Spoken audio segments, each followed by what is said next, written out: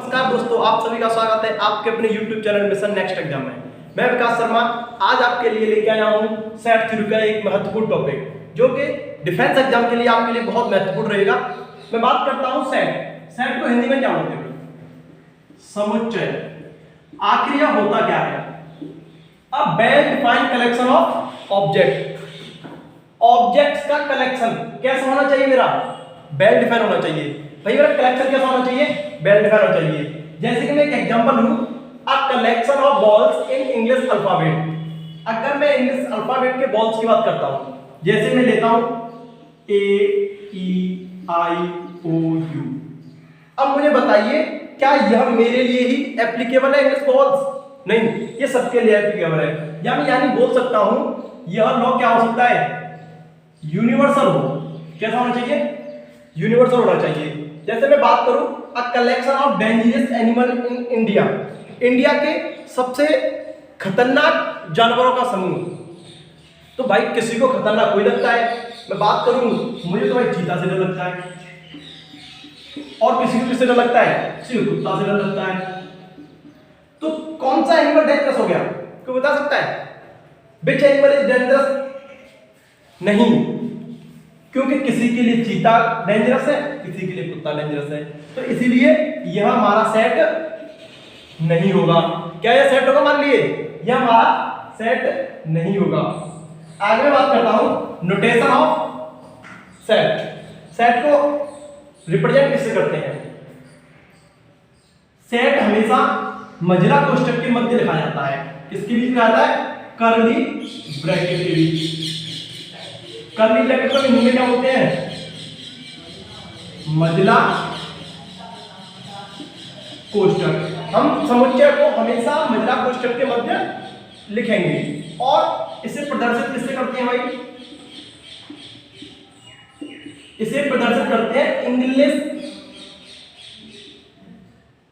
Alphabet से। किससे प्रदर्शित करते हैं? इंग्लिश अल्फाबेट से। इंग्लिश अल्फाबेट में भी एक स्पेसिफिक तरीके से प्रिपेयर करते हैं इसे। जैसे कि कैपिटल लेटर्स से। किससे? कैपिटल लेटर्स से। जैसे बोलूं ए, कोई समुच्चय है, या बोल सकते हैं सेट है। क्या है? ए सेट है। अब इसके अंदर मैंने एलिमेंट लिए a collection of balls in English alphabet. कौन से होते हैं? ए ई आई ओ यू। ये मैं क्या कर दिया मैंने यहाँ पे? ये मैंने रिप्रेजेंट कर दिया। किसको? समुच्चय को। सेट को मैंने रिप्रेजेंट किया है ए ई आई ओ यू के रूप में। मैं आगे बात करना चाहता हूं, कुछ सिंबल्स हैं उनके बारे में जानकारी करते हैं। देखिए,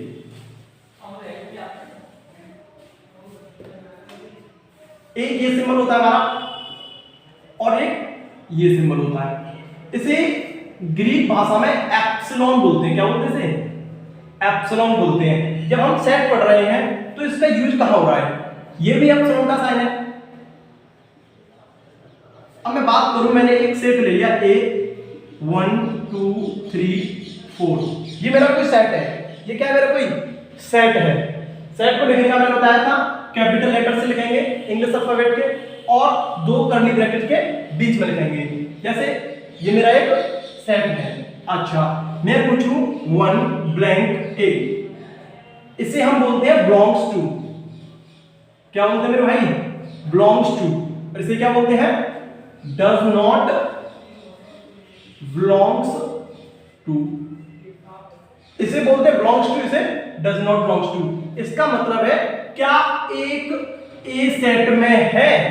यदि है तो हम यहां कौन सा साइन लगाएंगे? बिलोंग्स टू का साइन लगाएंगे। किसका लगाएंगे मेरे भाई? बिलोंग्स टू का साइन लगाएंगे। आगे मैं एक और क्वेश्चन आपसे पूछूं कि 6 ए, 6 ब्लैंक ए, क्या 6 सेट ए में है? यदि है तो क्या आएंगे हम? Belongs to. क्या मेरे भाई इसमें है? नहीं है ना, तो हम कौन सा साइन लाएंगे? Does not belongs to. बात आई समझ में आपके? इस बात को नोट करना चाहते हो? एक स्क्रीनशॉट पिकअप कर लो इसका।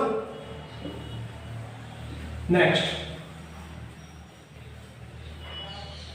आगे मैं बात कर सकता हूं कि सेट्स को लिखते कैसे हैं। How we write set? How we write set. Set को लिखने के दो तरीके होते हैं हमारे पास। नंबर एक होता है रोस्टर फॉर्म। कौन सी फॉर्म होती है? Roster form. दूसरी कौन सी होती है मेरे भाई? Set builder form. कौन सी होती है? Set builder form. मैं बात करूं रोस्टर फॉर्म कौन सी होती है? रोस्टर फॉर्म को हिंदी में भी रोस्टर विधि कहते हैं। आगे मैं बात करता हूं सेट बिल्डर फॉर्म की। सेट बिल्डर फॉर्म को बोल सकते हैं हम प्रॉपर्टी फॉर्म, और हिंदी में बोलते हैं समुच्चय निर्माण विधि। समुच्चय निर्माण विधि। आखिर रोस्टर फॉर्म होती क्या है? रोस्टर फॉर्म में हम अवयवों का यूज करते हैं। किसका यूज करते हैं? अवयवों का यूज कर सकते हैं। अवयवों को इंग्लिश में बोलते हैं एलिमेंट्स। रोस्टर फॉर्म में हम क्या लिखेंगे? एलिमेंट्स लिखेंगे। जैसे मैं लिख दिया ए ई आई ओ यू। ये कौन सी फॉर्म होगी मेरे भाई? ये रोस्टर फॉर्म हो गई। ए क्या रिप्रेजेंट कर रहा है? यहाँ पे ए किसी सेट को रिप्रेजेंट कर रहा है, ए किसी समुच्चय को प्रदर्शित करता है जिसके मध्य ए ई आई ओ यू प्रदर्शित है। इसे हम क्या बोल सकते हैं? Roster form. अब मैं बात करता हूं सेट बिल्डर फॉर्म की या समुच्चय निर्माण विधि। आप समझ रहे होंगे समुच्चय निर्माण, या बोल सकते हैं प्रॉपर्टी फॉर्म। प्रॉपर्टी फॉर्म क्या होती है? हम इसमें प्रॉपर्टी लिखते हैं। जैसे मैंने सेट लिया ए सेट मुझे क्या लिखना है? ए ई आई ओ यू। अगर मैं इसे प्रॉपर्टी के रूप में बात करूं तो मैं कह सकता हूं यह इंग्लिश अल्फाबेट के बॉल्स हैं। आप समझ रहे हो मेरी बात को? ये क्या है? इंग्लिश अल्फाबेट के बॉल्स हैं। तो मैं इसे ऐसे कैसे लिख सकता हूं? a equals to curly bracket x। ये किसका साइन होता है? सच दैट का। ये किसका साइन होता है मेरे भाई? सच दैट का। किसका साइन होता है? सच दैट का। a equals to x such that x is a vowels of English alphabet. क्या है यह? इंग्लिश अल्फाबेट का एक वॉयल्स है। क्या ये वॉयल्स है? नहीं है इंग्लिश अल्फाबेट का। ए ई आई ओ यू। तो यह होती है रोस्टर फॉर्म, ये होती है मेरी सेट बिल्डर फॉर्म। आगे चलो, आगे चलो, नोट करना है, ठीक है।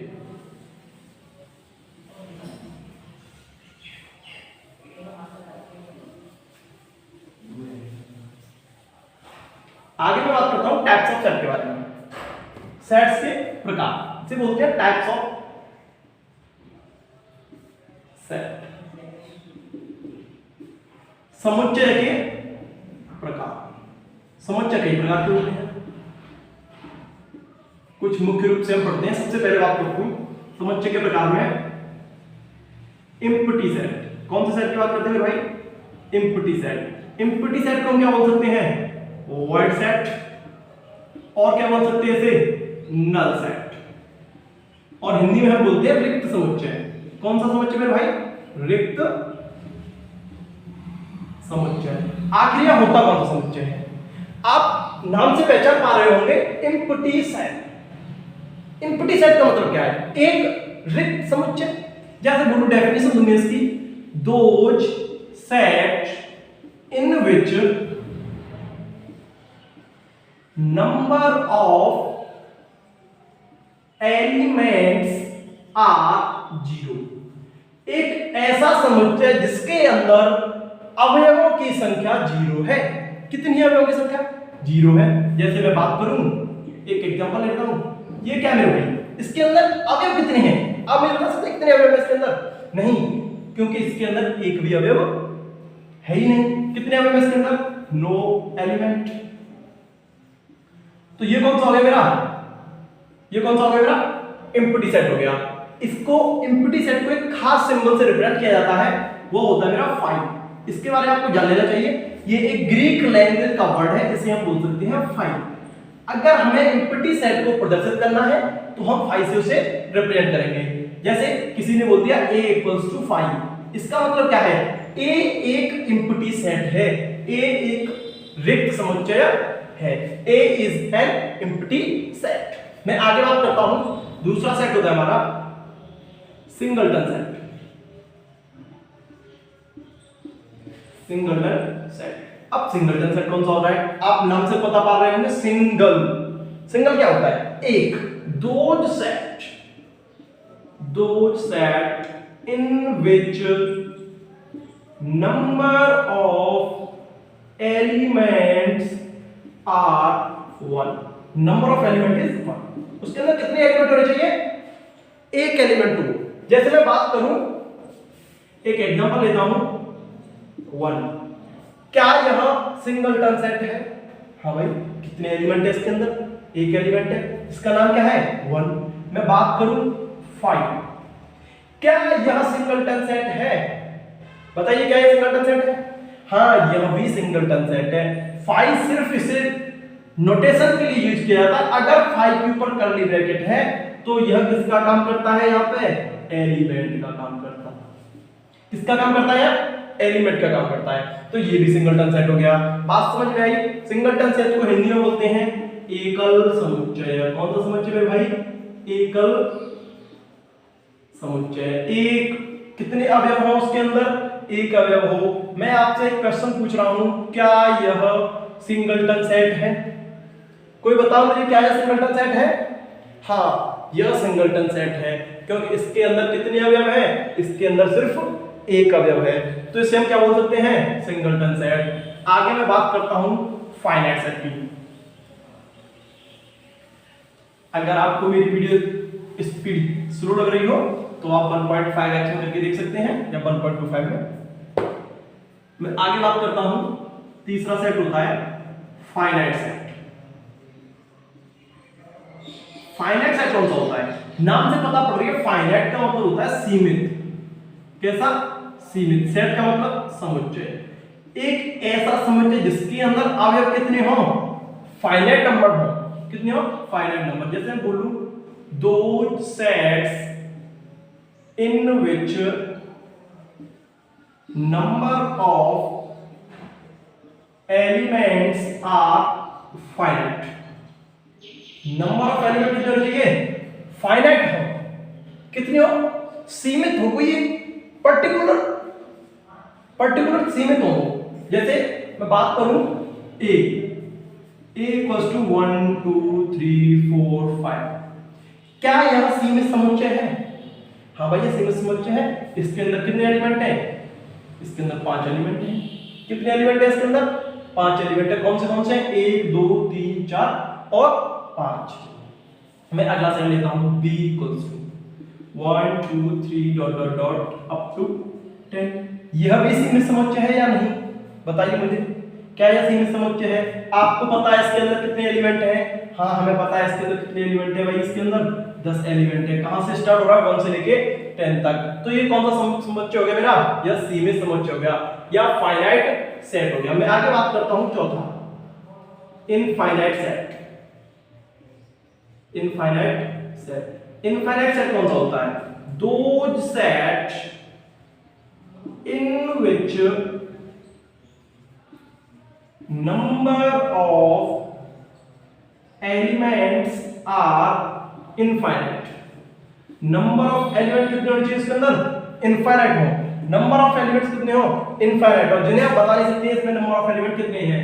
मैं बात करूं a equals to 1 2 3 dot dot dot.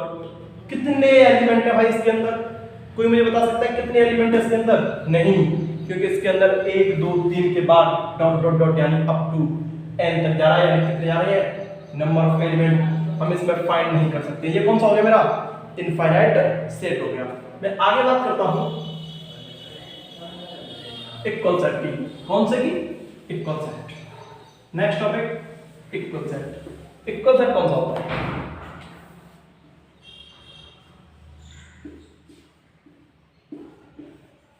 If a and v are two sets. a और b कोई दो समुच्चय हैं. a and b क्या है? कोई दो समुच्चय हैं. when number of elements in a is equals to number of element in B. अगर A के अंदर भी अवयव और B के अंदर भी अवयव दोनों कैसे हैं?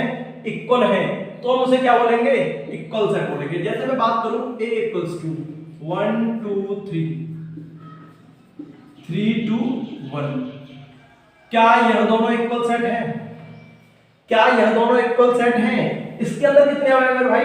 इसके अंदर 3 अवयव हैं, 1 2 3, और इसके अंदर कितने अवयव हैं? 3 2 1। क्या दोनों सेटों के अंदर सेम अवयव हैं? हाँ, दोनों सेटों के अंदर सेम अवयव है। इसके अंदर भी 1 2 3 है, इसके अंदर भी 1 2 3 है। यहां पर आप एक बात निकल के आई, वो क्या होती है? Order does not matter.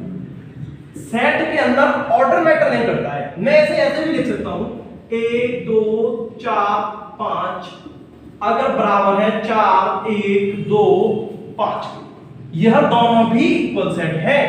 1 2 4 5 या 4 1 2 5, तो हम इसे क्या बोलेंगे? इक्वल सेट बोलेंगे। मैं आगे एक और टॉपिक लेके चलता हूं इक्वल सेट में ही। जैसे मान लीजिए लिख दिया आपके लिए 1 1 इक्वल्स टू 1। अब मुझे बताइए क्या यह दोनों बराबर हैं?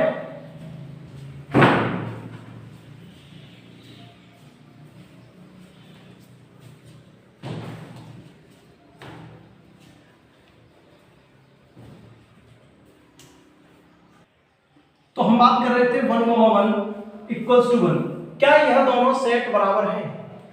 बताइए मुझे, क्या ये दोनों सेट बराबर हैं? जैसे ये मान लिया मैंने क्या ले लिया, ए सेट ले लिया 1 1 इक्वल्स टू v कोई सेट है 1। क्या यह दोनों समुच्चय बराबर हैं?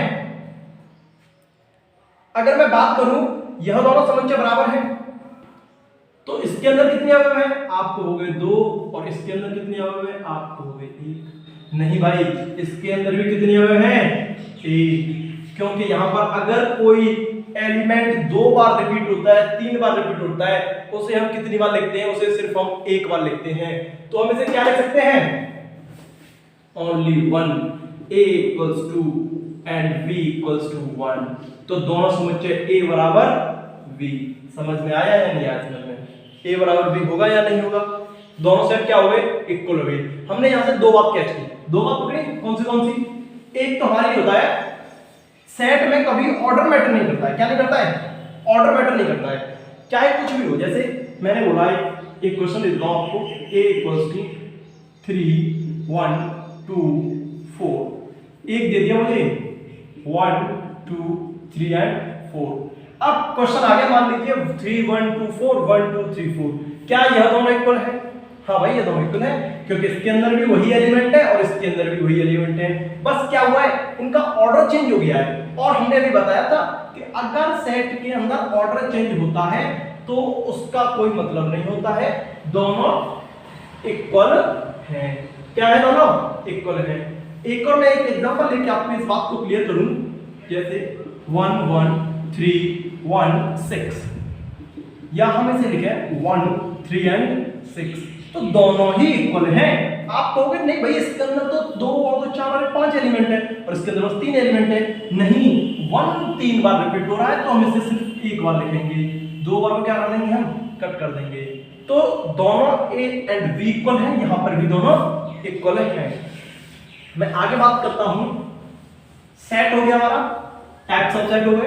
अब बात करते हैं सबसेट की। किसकी बात करते हैं? सबसेट की। सबसेट क्या होता है? सबसेट को हिंदी बोलते हैं उपसमुच्चय। क्या बोलते हैं?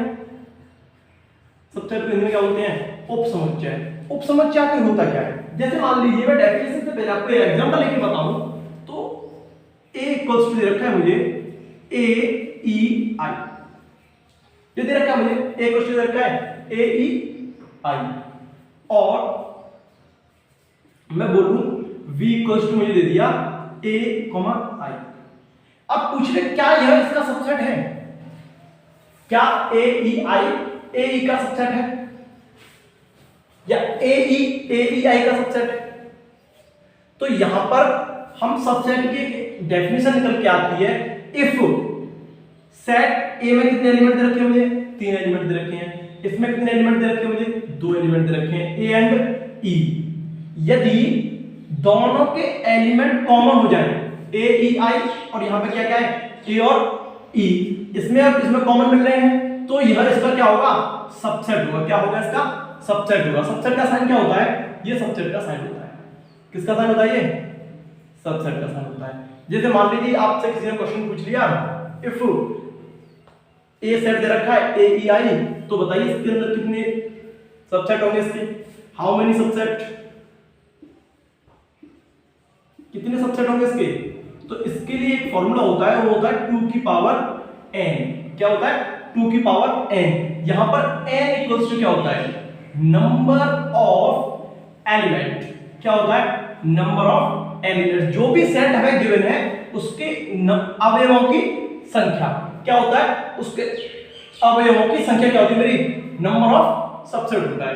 तो मुझे दे दिया a equals to a e i, तो इसके अंदर नंबर ऑफ एलिमेंट कितने हैं, नंबर ऑफ एलिमेंट कितने भाई, इसके अंदर नंबर ऑफ एलिमेंट 3 है। कितने हैं, 3, a e i। अब मुझे पूछ लिया सबसेट कितने होंगे इसके अंदर, तो 2 की पावर n यानी 2 की पावर 3, तो कितने हो गए 8। कितने सबसेट हो गए इसके, 8। तो इसके समुच्चयों की संख्या कितनी हो गई, 8। अब वो कौन कौन से होंगे उसके बारे में हम डिस्कस करते हैं। देखिए अवयवों की संख्या कितनी होगी, यहाँ पे 3 हो गई। नंबर ऑफ सबसेट कितने हो गए, नंबर ऑफ सबसेट्स 2 की पावर n यानी 2 की power 3, 2 into 2 into 2 equals to 8। तो नंबर ऑफ सबसेट 8। अब वो कौन कौन से होंगे वो यहाँ पे मैं ड्रॉ कर रहा हूँ, सिर्फ इसी की ड्रॉ करेंगे, बाकी आप उसका निकालना सीख जाएंगे कौन से नंबर ऑफ सेट होंगे। देखिए नंबर 1 ए ई आई, और कौन से होंगे, ए कॉमा ई कॉमा आई, ए कॉमा आई। कितने हो गए, 1 2 3 4 5 6। अगला कौन सा होगा, ए कॉमा ई कॉमा आई। कितने हो गए, ये 7 हो गए। अब नेक्स्ट कौन सा होता है, 5। कौन सा होता है, 5। ये क्या होगा, इसका सबसेट होता है। तो हम बात कर रहे थे 5 की। 5 क्या होता है, 5 ने बताया था क्या होता है, रिक्त समुच्चय होता है। क्या होता है, एम्प्टी सेट होता है। तो यहां से एक बात निकल के आई कि भाई देखो ए भी है, ई भी है, आई भी है, और ए ई भी है, और ई आई भी है, और आई ए भी है, और ए ई आई भी है। लेकिन ये हमने 5 कहां से लिख दिया, 5 कहां से लिख देता हूं। तो हमें एक यहां से बात निकल के आई कि अगर हम किसी सेट के सबसेट लिखेंगे, यदि हम किसी समुच्चय के उपसमुच्चय लिखेंगे, तो हमें एम्प्टी सेट को लिखना बहुत जरूरी है। Empty set is a subset of every set. एक पॉइंट निकल के आया, स्टार पॉइंट है मेरे भाई। अगर आपसे पूछ लिया जाता है डिफेंस एग्जाम में, नंबर देके जाता है, उसमें पूछ लेता है कि फाइंड द सब इफ ए है, ए के अंदर नंबर ऑफ एलिमेंट कितने हो गए, a equals to 3। पूछ ले उसमें find the proper subset in set A. Subset में प्रॉपर सबसेट बतानी है ए के अंदर। तो नंबर ऑफ एलिमेंट कितने हुए, 3 है। तो 2 की घात 3, 2 की घात कितनी हो गई, 3 यानी 8। तो ये क्या है, ये 5 को इंक्लूड करके है, यानी रिक्त समुच्चय में इंक्लूड है। उसने पूछा है प्रॉपर सबसेट। प्रॉपर सबसेट क्या होता है, प्रॉपर सबसेट में हम रिक्त समुच्चय को नहीं लेते हैं। तो इसके अंदर -1। तो कितने हो जाएंगे प्रॉपर सबसेट, 1 2 3 4 5 6 और 7। तो कितने हो जाएंगे मेरे भाई, 7 हो जाएंगे। तो इसे स्टार पॉइंट डाल के लिख दीजिए, empty set is a subset of all sets. अगर मैं किसी भी सेट के सबसेट निकालूंगा तो एम्प्टी सेट जरूर आएगा। तो आज के लिए इतना ही काफी है। देखते रहिए मेरे साथ एग्जाम मिशन नेक्स्ट एग्जाम पे डेली एक ऐसे ही वीडियो। धन्यवाद।